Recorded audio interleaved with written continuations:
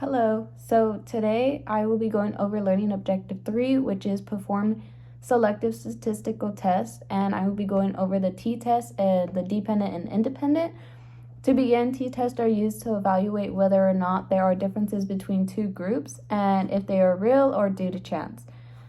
To begin, independent variables are considered to be nominal and can be two groups or two levels, for example, male and female, or high intensity or high and low physical activity levels. And then dependent variables are continuous, and that is like things such as fitness levels. And t-test can be independent or dependent, which is also like the paired test.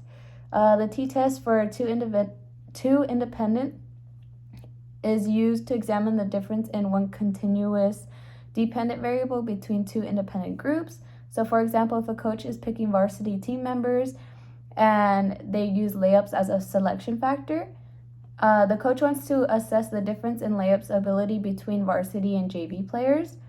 So let's say the research hypothesis is, will there be a difference in the layup capability between varsity and JV players?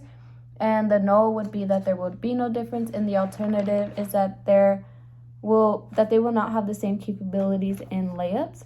So from this, you would use the SPSS procedure to analyze the data, and then you can also calculate the t by following the formula M1, or t equals M1 minus M2 divided by the SE difference. And the SE difference can be found by the following formula, which is square root of SD1 squared divided by N1 plus SD squared, or SD2 squared divided by N2. So N represents the number, SD is the standard deviation.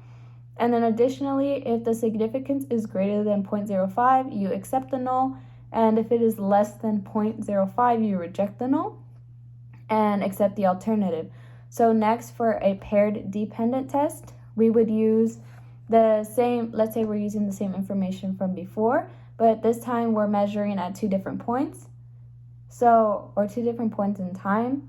So for example, if I was a coach interested in layup success at the beginning of the season and towards the end, the research question would be if there will be a difference in pre and post seasons. And then if the significance is, let's say it's 0.00, then this would be the case where you reject the null and accept the alternative because it is less than 0.05.